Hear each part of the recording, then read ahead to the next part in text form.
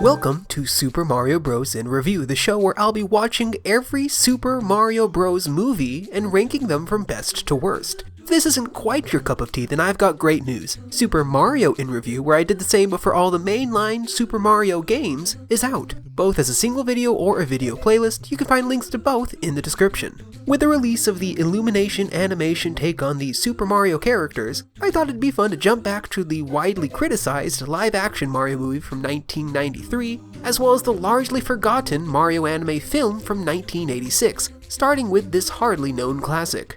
Super Mario Bros. The Great Mission to Rescue Princess Peach is an anime film that was only released in Japan. The studio Grouper Productions collaborated with Nintendo to bring the hit video game character to the silver screen. At the time, only 2 Mario games had been made. Super Mario Bros. Released in 1985, and the Japanese Super Mario Bros. 2 released in June of 1986. The film released a little over a month later in July of 1986, acting as a tie-in and promotional material for the sequel. As such, the film had very little in terms of Mario lore to work with. By interpreting the story from the first game, the movie included Princess Peach, the Mushroom Kingdom, the evil King Koopa, his minions, and his evil black magic that turned the Toad inhabitants into blocks. The film received a theatrical release in Japan as well as a huge marketing push. The soundtrack was released on vinyl and cassette, promotional ramen and furikake were sold, as well as a picture book, riddle books, and even a tie-in manga. Later, the film was released on VHS and Betamax, and then nothing.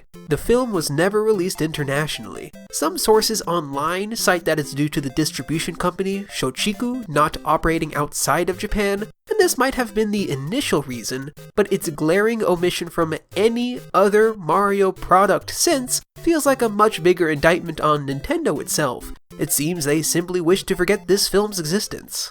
But I don't think we should entirely forget this film. It marked a lot of firsts. Super Mario Bros. Is the first movie based on a video game, releasing along the other video game-inspired anime film Running Boy, Star Soldier no Himitsu. It also, strangely, was the first anime about a person getting isekai'd into a video game, so it definitely loses points there. And even focusing on Super Mario, it's the first media to give voice to the brothers, Peach, and Bowser. It's the first to show Luigi is taller than Mario. It was the first to have Peach with blonde hair. The later cartoon gave her red like the first few games. This film even introduces the concept of Bowser wishing to marry Peach, a plotline used as recently as Super Mario Odyssey. But try as they might, Nintendo hasn't been able to wipe this film from the history books. In 2021, a 16mm scan of the film was released, and a year later, the group Kineko Video was able to restore it to 4K. And now it's on YouTube for anyone and everyone to watch. So if you'd like to jump in and witness this fascinating piece of Super Mario history, it's never been easier, and the link is in the description.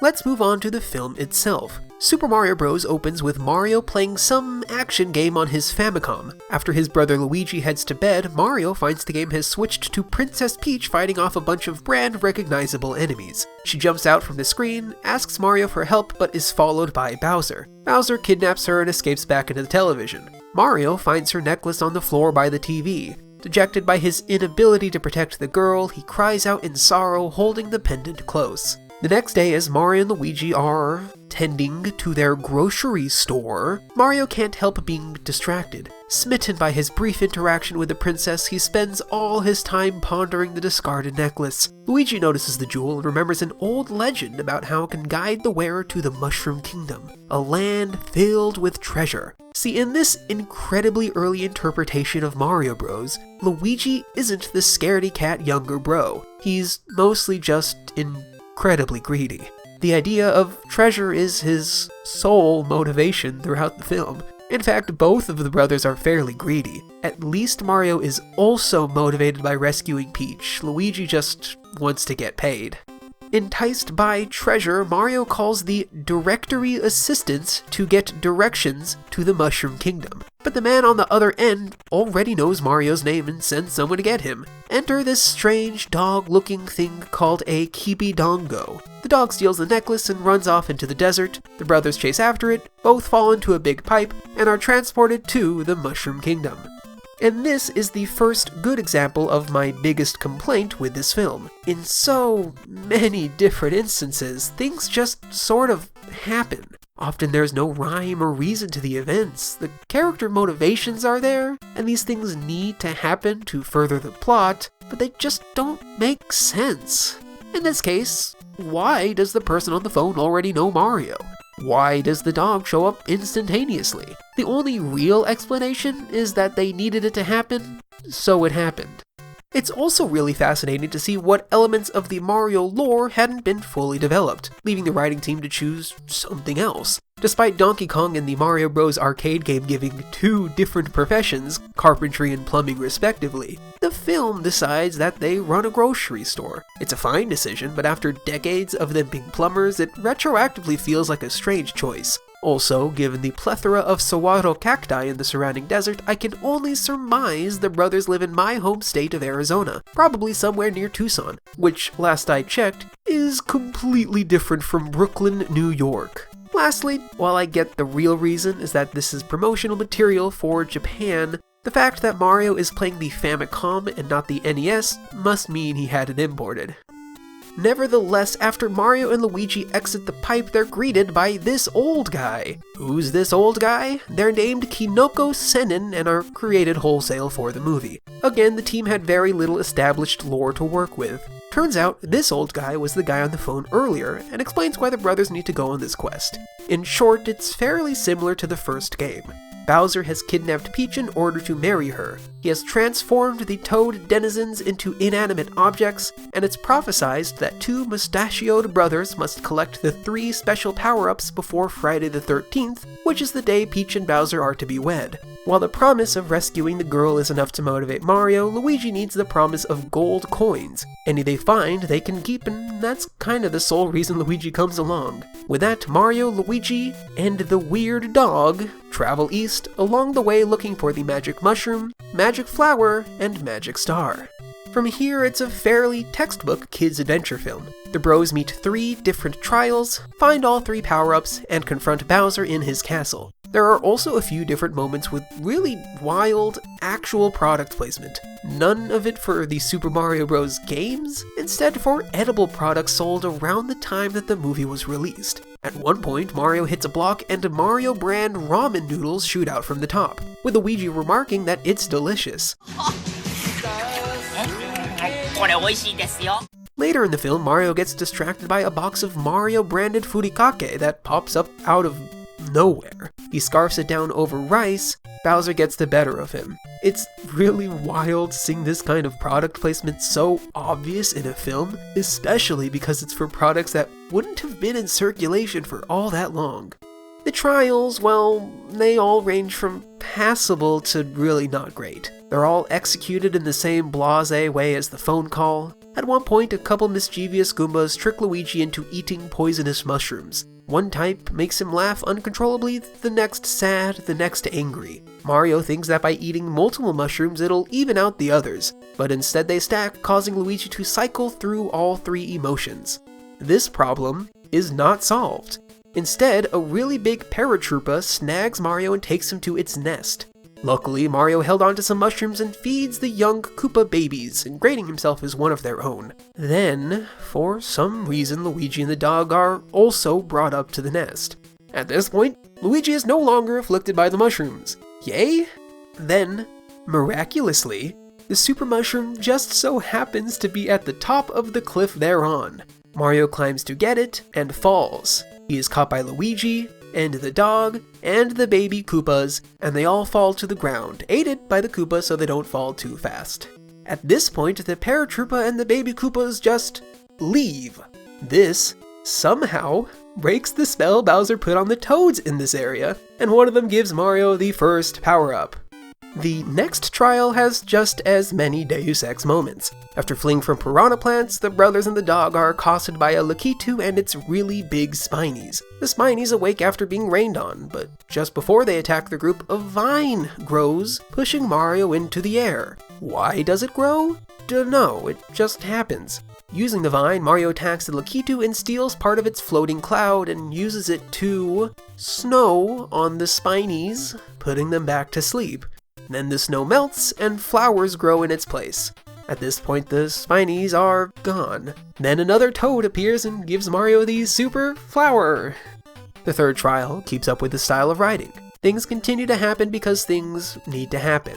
The bros and the dog are trapped in a gold mine by the trickster Goombas. Luigi, overcome with greed, mines all the gold while Mario is grief-stricken. Then Luigi just digs a hole out.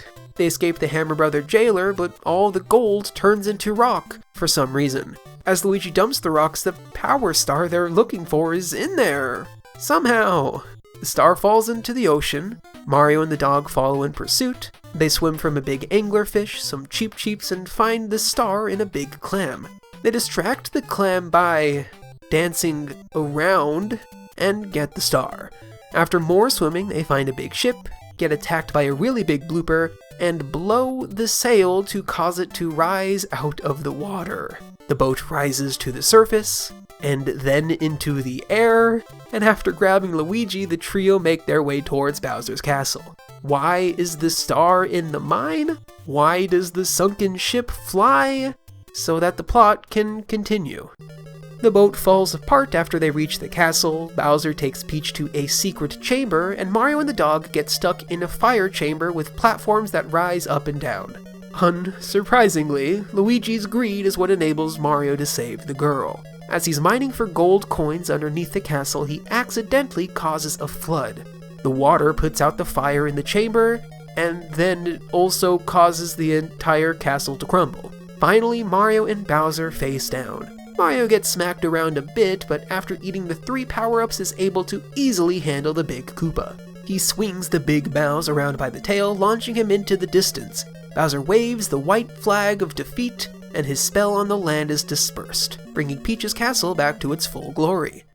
Now hear me out, because this is one of the wildest things that could have possibly happened in this film. Mario gives Peach her lost necklace. She says she's worn it her whole life, and is supposed to marry whoever wears the matching pendant. Mario naturally swears to find it.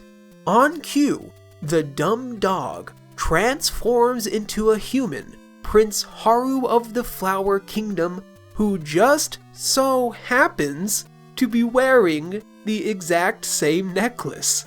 "Sorry, little buddy," Haru says to Mario, "but thanks for breaking the curse on me. Now I'm going to marry the girl you've been pining for this whole time." "Lol, that sucks," says Mario. "I guess call me back if you're ever in trouble. Goodbye!" Thus, Mario and Luigi trek back to Arizona to run their shop. And to rub it all in, the old guy shows back up to say the real power-up was the true love Mario had for Peach. A love he is unable to truly express. This movie cuckolds Super Mario. The movie ends with a post-credits scene with Bowser and his minions working in Mario and Luigi's grocery store, then a game over screen appears. At the end, the Super Mario Bros. Anime film is not all bad. The writing clearly wasn't good, but as a Japan-only kids movie tie-in for a video game, there are a lot of neat things to be found. I really liked seeing the character designs for all the classic Mario enemies. Bowser looks only slightly off-model from how he looks in promotional material today. The Lakitu looks the exact same. Despite it being a necklace and not a brooch sewn into the dress, Peach also looks pretty darn good, and Luigi being miscolored and strangely characterized was a fair bit charming. The enemies were fascinating. Despite many of them being much larger than they appear in the game, all of the enemies were recognizable. The Koopas especially were much more turtle-like than their later designs. But there was a fun sage-like Koopa at the wedding ceremony which almost feels like an early precursor to the Super Mario World enemies, the Magic Koopa. The power-ups made for fine MacGuffins. None were really utilized as they were in-game. In between the 3 trials were musical interstitials where the latest power-up would be used. At one point, Mario, Luigi, and the dog get really big to squash a Koopa.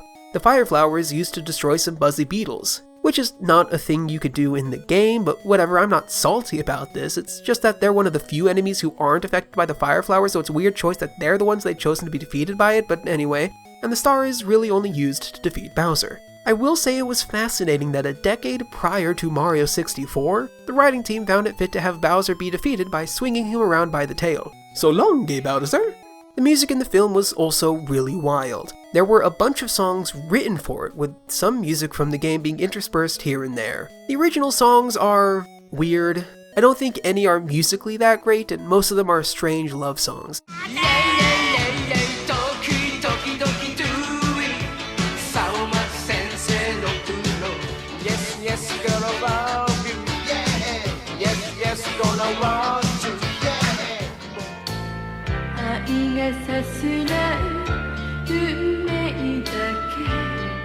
Other than the one really good orchestral remix of the underwater theme, any of the video game songs seem to have been ripped right out of the game. With a limited score selection, each song is used fairly well. That being said, apparently a few vinyl records were printed for the soundtrack, and now that I know they exist, I would absolutely love to own one. What I did appreciate was the regular sound effects that were included in various scenes. The hopping noise, pipe, and atom sound effects made a lot of the action much more charming. While this movie is clearly targeted towards kids, specifically kids growing up in the late 1980s Japan, I'd argue some of the jokes still managed to land. Maybe not for their intended reason, but out of the sheer absurdity. At one point, Bowser transforms into various strange beings to humor Peach. If the transformations weren't wild enough, eventually he turns into a teddy bear. Peach tries to catch him in a chest, but he kinda just molds back into his regular self. The brothers are constantly bickering with one another, and I think Luigi's greed may have been played for the laughs too. It was a bit tough to understand everything that was happening. A lot of the dialogue was spoken in quick Japanese, and I wasn't able to keep track of the subtitles all the time, but it was all still fascinating. This movie really is just product placement, but so many decades later, it's a fascinating piece of Mario history. I can't recommend everyone watch it, it's truly not too good, but being only an hour long and free to watch right now, there's very little harm in trying it out. It was really fun to see this very early piece of Mario marketing. Overall, I give Super Mario Bros. The Great Mission to Rescue Princess Peach a culturally insensitive Mario dressed as a Mexican firing off his pistols in anger, out of 10.